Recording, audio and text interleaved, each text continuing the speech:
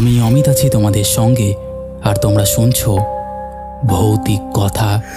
কিছু অনুভূতি এমন যা তোমাদেরও হতে পারে।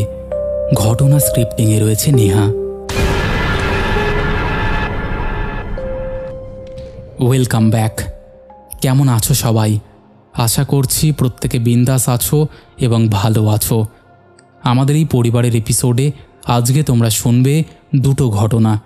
প্রথমটা একদম অবিশ্বাস্য ঘটনা, যেটা তোমাদের বিশ্বাস করতে কষ্ট হবে।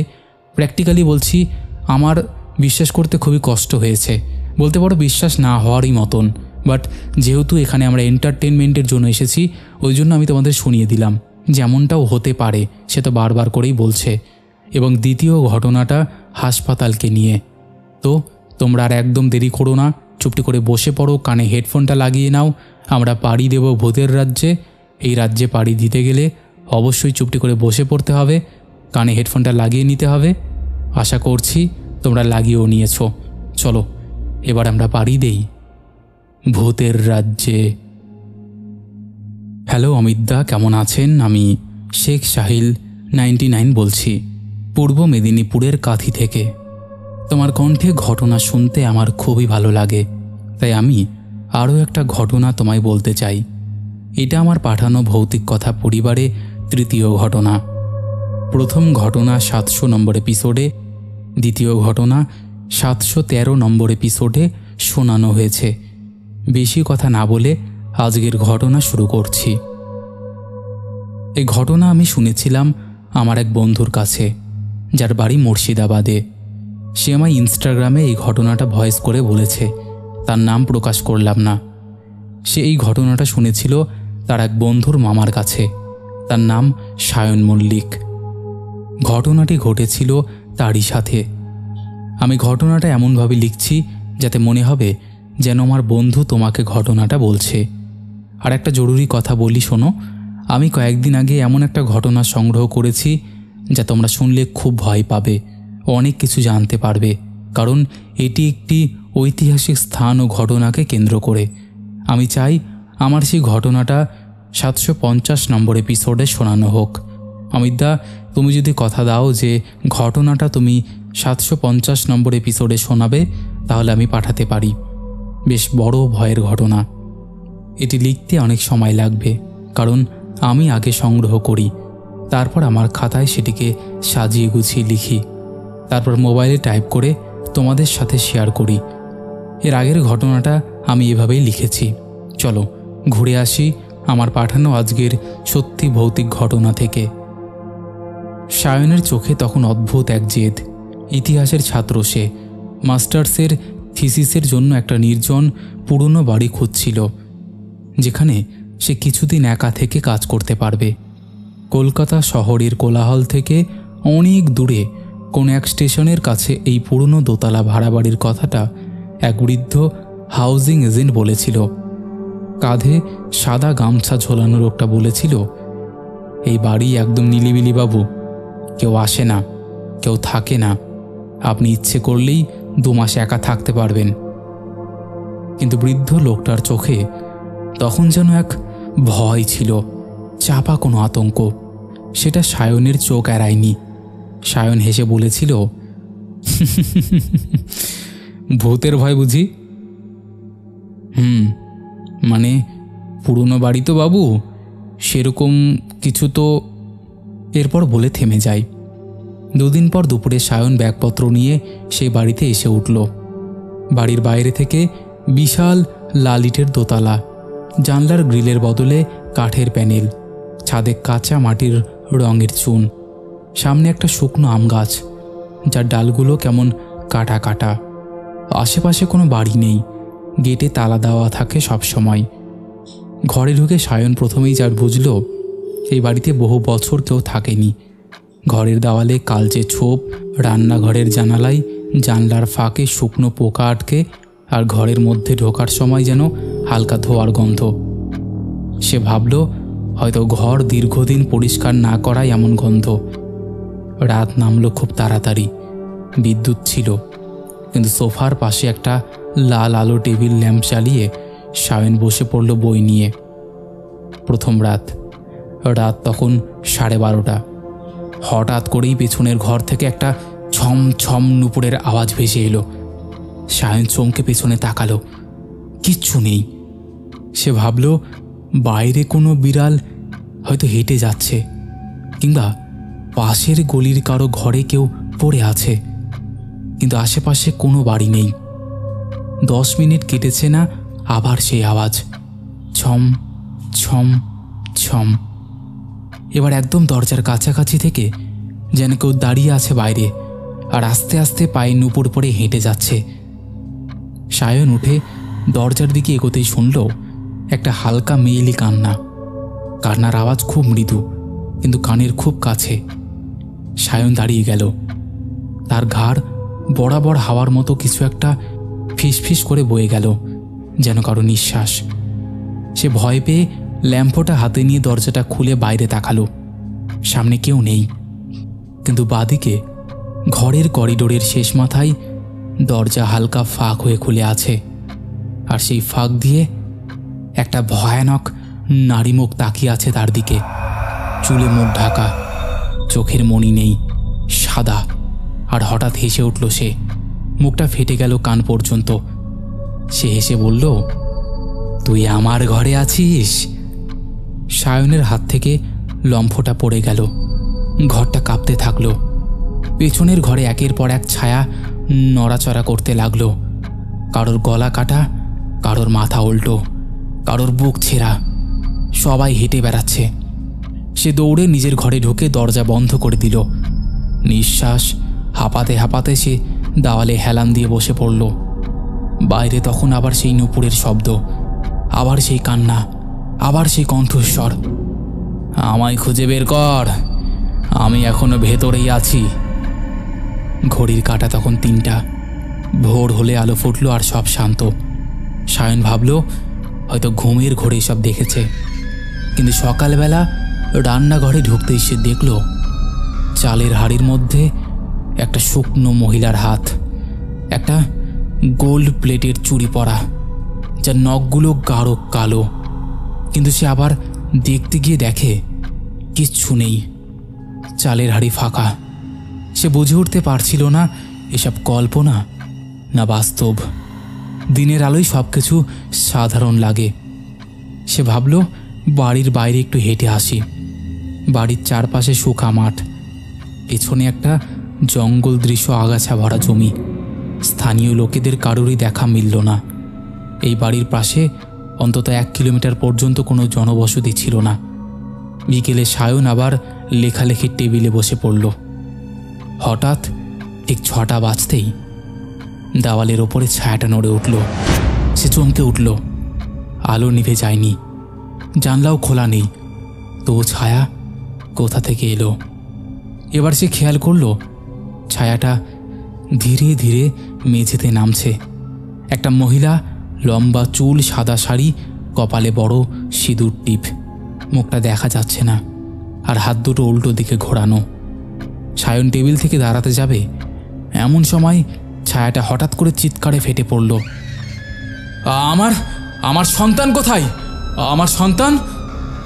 ঘরের সমস্ত বাতি নিভে গেল। ঘরটা বরফ ঠান্ডা হয়ে উঠল। আর সেই সময় বিছানার নিচ থেকে একটা ছোট বাচ্চার গলা, মা, মা, মা। সায়নের গাটা জ্বালা করতে লাগলো। মনে হলো পিঠে কে যেন আঁচড় কাটছে। সে একটা মোটা কম্বল নিয়ে নিজেকে ঢেকে ফেলল। চোখ বন্ধ করতেই মনে হলো কেউ তার গায়ের উপর বসে আছে, ধীরে ধীরে শরীরে হাত দিচ্ছে, যেন শরীর কামড়ে কামড়ে খাচ্ছে। আর কানে ফিসফিস করে বলছে, তুই আমার জায়গা নিয়েছিস, আমি এখন তোর ভেতরে ঢুকব। ভোর হলে দরজা খুলে সায়ন ছুটে বেরিয়ে গেল। সে দৌড়তে দৌড়তে বাড়ির ঠিক উল্টো দিকে একটা পুরনো দোকানের সামনে থামল।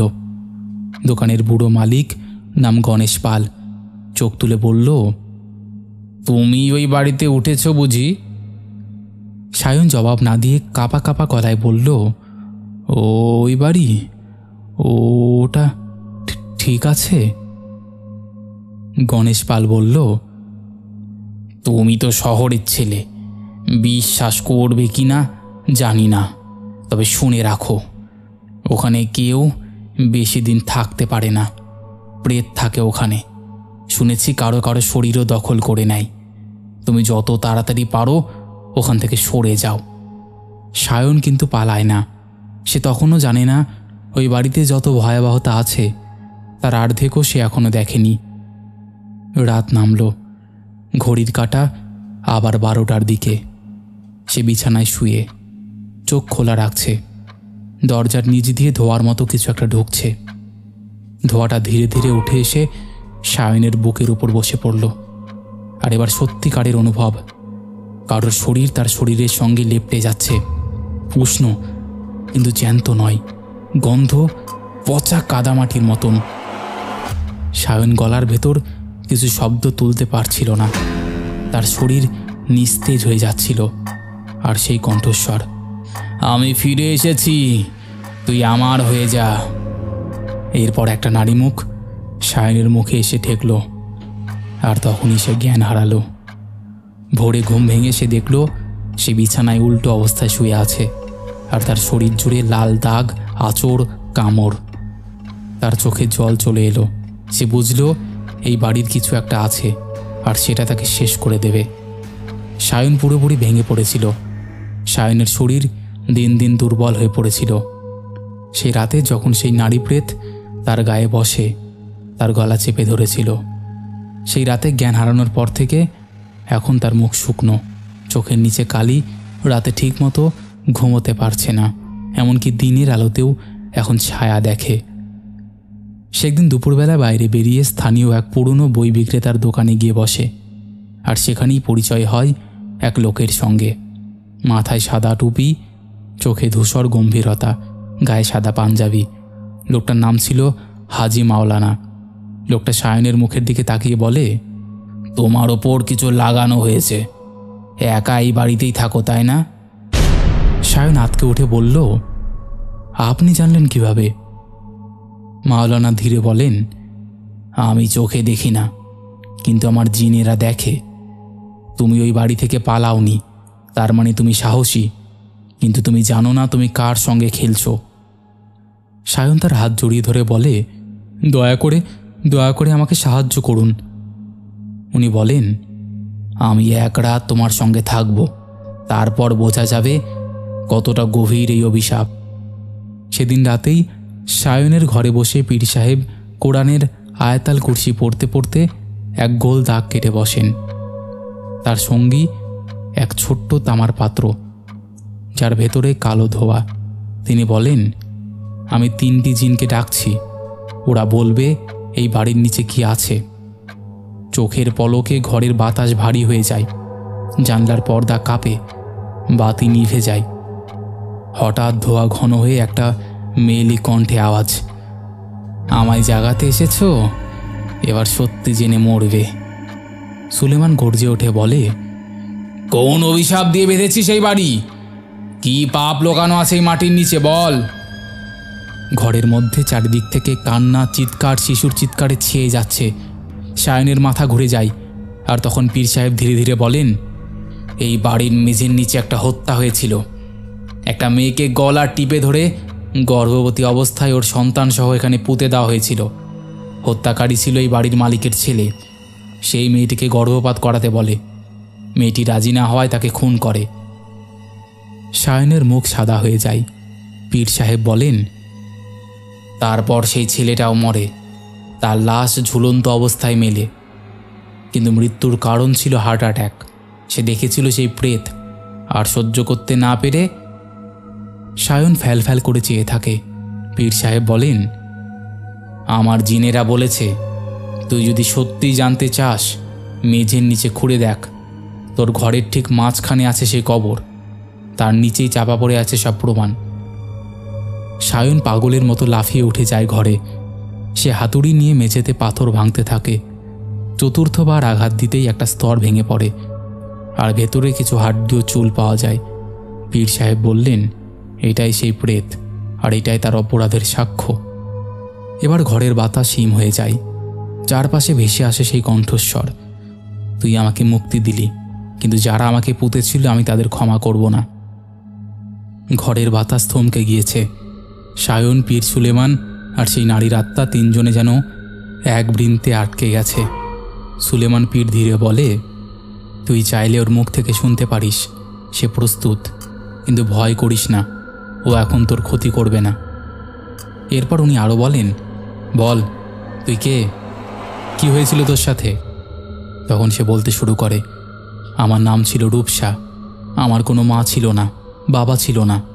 আমি মানুষ ছিলাম না ওদের চোখে, ছিলাম কাজের মেয়ে।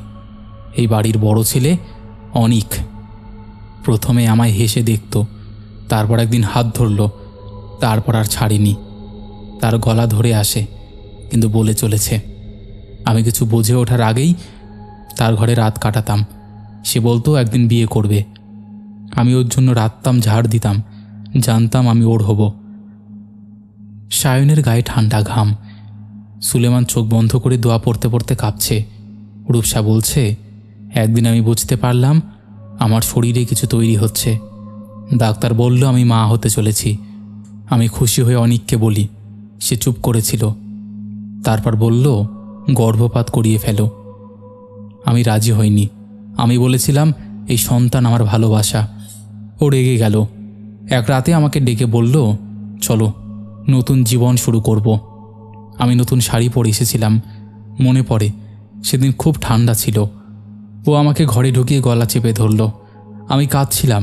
আমি বলছিলাম আমাকে মেরো না, আমার পেটের সন্তানকে কিছু করো না। কিন্তু থামেনি। আমার নিঃশ্বাস বন্ধ হয়ে গেছিল। আমি শেষবার চোখ খুলে ওর চোখের দিকে তাকিয়েছিলাম। আমি বুঝেছিলাম আমি মরে যাচ্ছি। আমার লাশ, আমার সন্তান মাটির নিচে পুঁতে দিয়ে ও ঘর সাজিয়েছিল।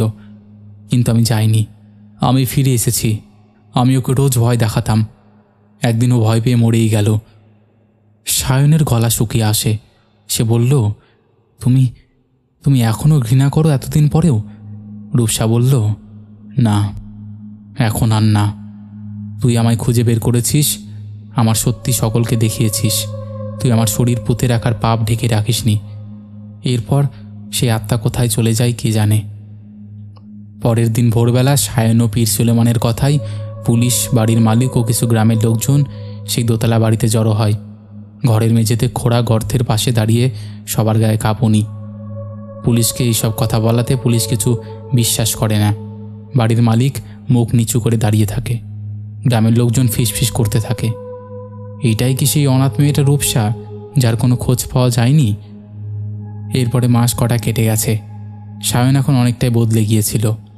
তার চোখে আর আগের মতো তেজ নেই, কিন্তু মনটা এক গভীর শান্তি, এক মিশ্র অনুভূতি। এই ছিল আমার ঘটনা।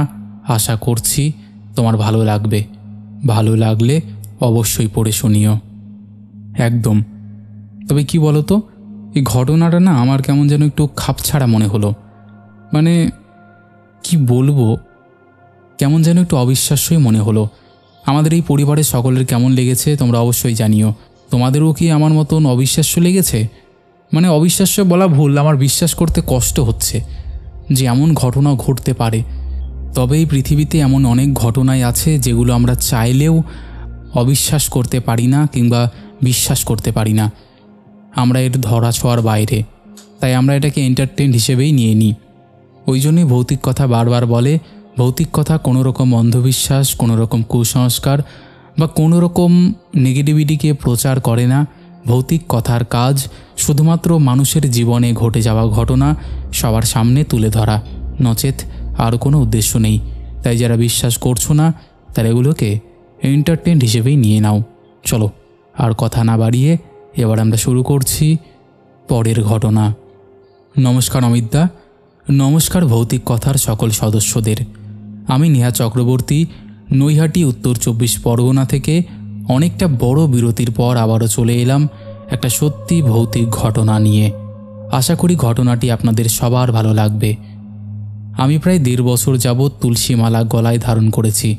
অবশ্যই সেটা 2 প্যাচের, কারণ এখনও পর্যন্ত আমি আমিষ খাওয়া দাওয়া ছাড়তে পারিনি। যদিও মাত্রা অনেকটাই কমেছে। এই কথাটা কেন বললাম এটার কারণ পরবর্তীতে জানতে পারবে।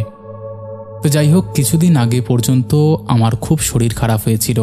জ্বর, বমি, পেটের গণ্ডগোল নিয়ে আমি একেবারে নাজেহাল হয়েছিলাম, কিছু খেতে পারতাম না। আসলে 2025 সালের শুরুর থেকেই কিছু না কিছু বিপদ আমার ওপর দিয়ে যাচ্ছেই। বছরের শুরু হয় জ্বর দিয়ে, তারপর পাগল কুকুরের কামড় পড়ে গিয়ে ডান হাতের পায়ের হাড় সরে যাওয়া, আর সেটা সারতে না সারতেই আবারও জ্বর। আমার সঙ্গে এত খারাপ কোনো দিনই হয়নি। ফিজিক্যালি মেন্টালি কন্ডিশন এতটাই খারাপ হয়েছিল যে আমি কন্টিনিউ দাদাকে স্টোরি সাজাতে হেল্পও করতে পারিনি।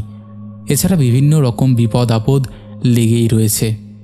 আমি সম্পূর্ণ সুস্থ হয়ে উঠতে পারিনি। যাই হোক, আমি এত বেশি কথা বাড়াবো না। এ সমস্ত কথা বললে আসল ঘটনায় যাওয়া যাবে না। এসব কথা বাদ দিয়ে আমি সরাসরি এবার ঘটনায় চলে যাচ্ছি। আমি আজকে দুটো ঘটনা শেয়ার করব। একটা হচ্ছে আমার দিদার জীবনে ঘটে যাওয়া। আশা করি ভৌতিক কথার পুরনো শ্রোতা যারা আছে তারা আমার আগের ঘটনাগুলো সবাই শুনেছে। আমার সাথে বিভিন্ন রকম ভৌতিক ঘটনা ঘটতেই রয়েছে, আর সেই ভৌতিক ঘটনার জন্যই হয়তো বর্তমানে আমার শারীরিক কন্ডিশন এতটা খারাপ।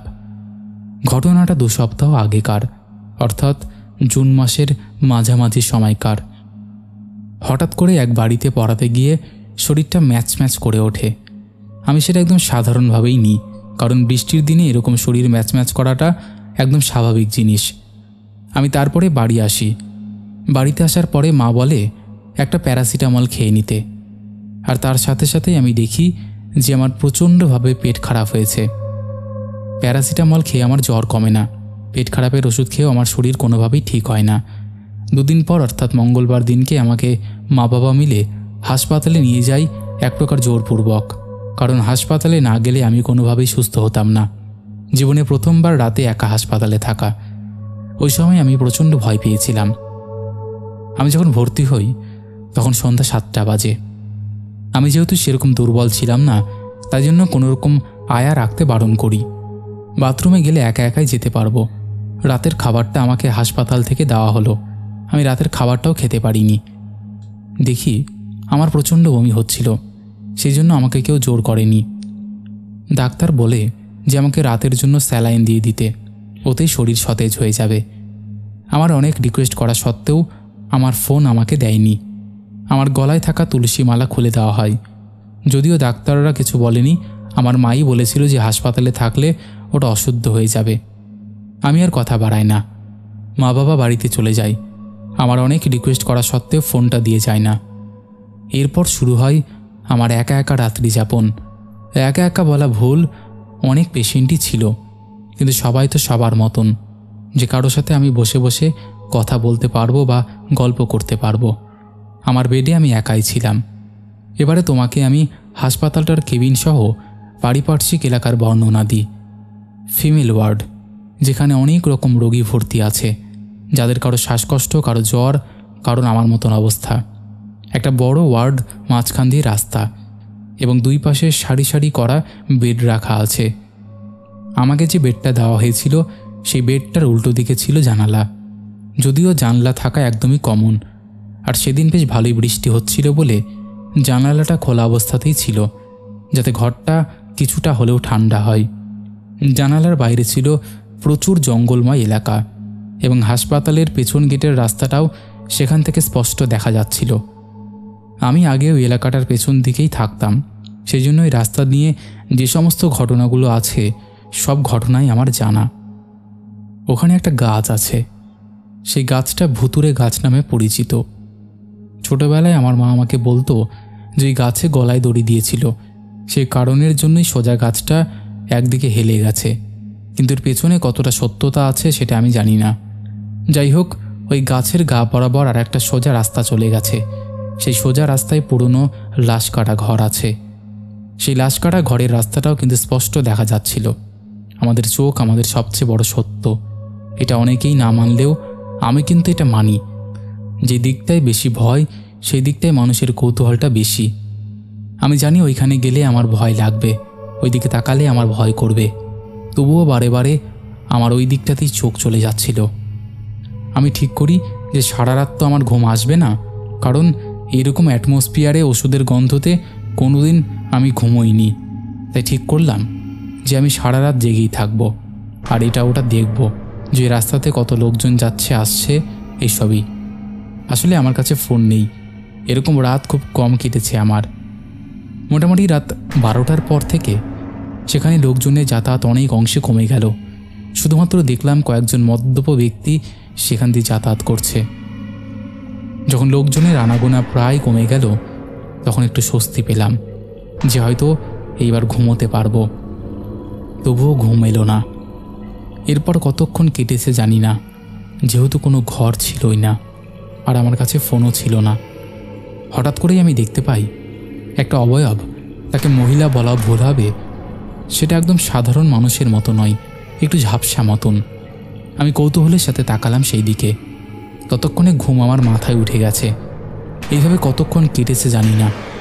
কিছুক্ষণ বাদে দেখতে পেলাম যে সেই অবয়বটা একা একা কোনোভাবে গাছের উপরে উঠে গেল। এরপর কোথা থেকে যেন একটা দড়ি ফাঁস ঝুলে পড়ল। আমি কিন্তু এটা সজ্ঞানে দেখতে পেয়েছি। এরপর দেখলাম অবয়বটা একা একা সেই দরজার ওপরে ঝুলে গেল। ঝুলে গিয়ে সে হাত পা খানিকক্ষণ ঝটকাতে লাগলো। আমি সেই দিকে হা করে তাকিয়ে রইলাম। কিছুক্ষণ বাদে ছটপটানি কমে গেল। এরপর আমার কেমন যেন একটা অনুভূতি হতে লাগলো। ঠিক যেন মনে হচ্ছিল সেই অবয়বটা আমার দিকে তাকিয়ে রয়েছে তার চোখ দিয়ে। এতটাই দূরে আমি কিন্তু বুঝতে পারছি না তার মুখটা, কিন্তু স্পষ্টই বুঝতে পারছি তার চোখগুলো আমার দিকে রয়েছে। এরপর আমি ভয়ে ভগবানের নাম নেই আর চোখ বন্ধ করি। এরপর আমার কিচ্ছু মনে নেই। পরদিন সকালবেলা আমার সমস্ত শরীর ঠিক হয়ে গেলেও আমার কিন্তু জ্বর তখনও কমেনি। ডাক্তারবাবুকে বলে আমি জোর করেই সাইন করিয়ে মায়ের সাথে বাড়ি চলে আসি। এরপর আর কোনো ঘটনা ঘটেনি। বাড়ি আসার সাথে সাথেই আমি মাকে সমস্ত কথা বলি। মা আমাকে গঙ্গার জল মাথায় দিয়ে দেয় এবং আমাকে আবার সেই তুলসী মালা ধারণ করিয়ে দেয়। এরপর আমি আস্তে আস্তে সুস্থ হয়ে যাই।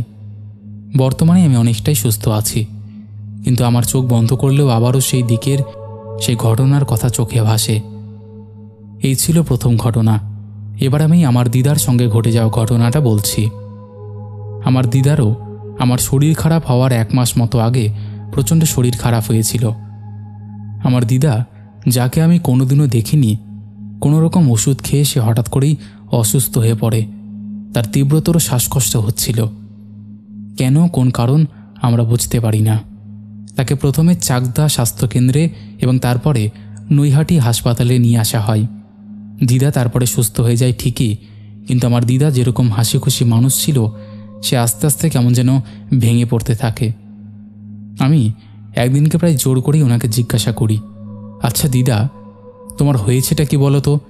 চোখ মুখ কেমন করে থাকো? কিছু এসে বলতেও চাইছিল না।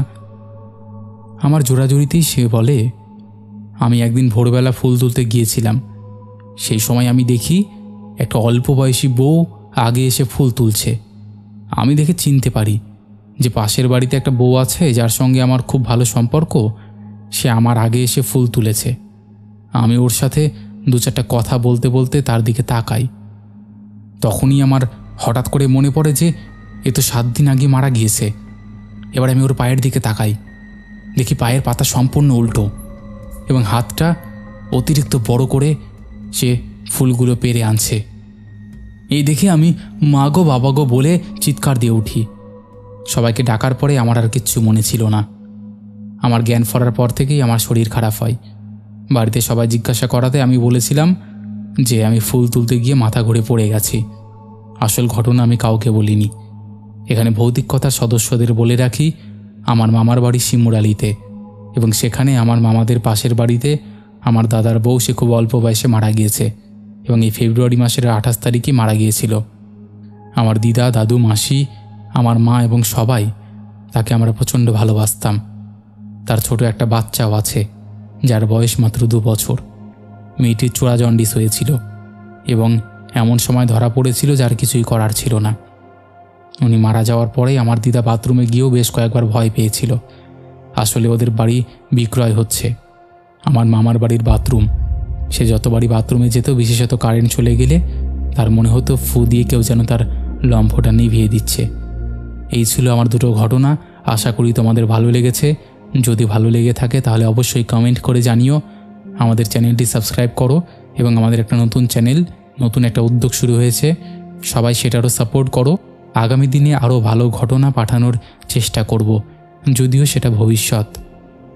আর আমার জন্য এমন কখনোই আর না হয়। সবাই প্রে করো, সবাই নিজের যত্ন নিও, ভালো থেকো। ধন্যবাদ। তো বন্ধুরা, এই ছিল আমাদের আজকের জমজমাট একটি ঘটনা। আশা করছি ঘটনাটি তোমাদের ভালো লেগেছে। কেমন লেগেছে অবশ্যই তোমরা সেটা কমেন্ট করে জানিয়ে দিও। তোমাদের মধ্যে এখনও যারা এই পরিবারে যুক্ত হওনি তারা যুক্ত হয়ে যেও। যারা ভাবছো ঘটনা শেয়ার করব কি না, তারা আর দেরি না করে তাড়াতাড়ি ঘটনা শেয়ার করে দিও।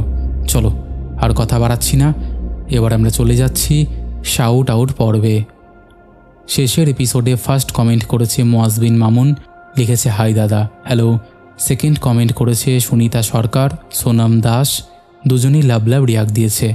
তারপরে কমেন্ট করেছে দীপিকা দাস, সুমন দেব বর্মন, অর্পণ ভদ্র, বনানী রয়, গীতা গোস্বামী, নবরূপা দত্ত, অনন্যা ভৌমিক, পিকু মুখার্জি, রাহুল বাগ, তন্নি হালদার, এসকে বশির, রাহুল বিশ্বাস, অর্পণ ভদ্র, সুনিতা সরকার, রেখা পাসমান, সুদেশনা কায়াল, সুমিত ঘোষ, রিমি রয়, সঞ্জীব ঘোষ, আকাশ দাস ব্লগস, সমিতা শিকারী, মনীষা দোয়েল, ইউদাস রয়, সঞ্জীব ঘোষ, মাম্পি দেবনাথ, পম্পা মহন্ত, সাগর সাহা, অমিতা ঠাকুর, রয় ভাই লিখেছে আমি ওয়েস্ট বেঙ্গল নদিয়া থেকে, আমায় একটু সাপোর্ট করে দিও, ওকে ভাই।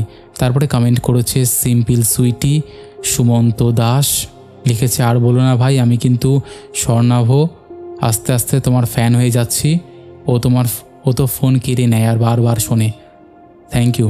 তারপরে কমেন্ট করেছে সৌরভ সাহা, লাবণী পাল, সৌভিক মণ্ডল, দিশা বালা, অন্তিম স্যাড মুভমেন্ট, জয়শ্রী গুপ্তা, পাপড়ি দোলা, সোমা দাস, সৌরভ ঘোষ লিখেছে আবার চলে আসলাম দাদা তোমার দেওয়া ঘটনা শুনতে। কেমন আছো দাদা? আমি সৌরভ ঘোষ, ব্যারাকপুর থেকে, তুমি আমার নামটা নিও প্লিজ। হ্যালো সৌরভ। তারপরে কমেন্ট করেছে মলয় চক্রবর্তী, লিখেছে অমিতদা তুমি কেমন আছো? আজকের এপিসোডের ঘটনাগুলো ইউনিক হয়েছে, থ্যাংক ইউ। তারপরে কমেন্ট করেছে অভিজিৎ দাস, শঙ্কর চক্রবর্তী, মারিয়া, স্বপ্না ভাজাল, রাকেশ সরকার, সন্দীপ হোর, এমডি মন, চুমকি ঘোষ, মনিকা ত্রিপুরা, ববিতা অধিকারী, দীপশ্রী দাস, প্রতিমা রয়। এরকম অসংখ্য প্রিয় মানুষেরা আমাদের শেষের এপিসোডে কমেন্ট করেছে, যাদের কমেন্ট আমি আর চাইলেও পড়তে পারছি না। তো আজকের মতন এখানেই শেষ করছি, আবার দেখা হবে নতুন কোনো ঘটনা নিয়ে।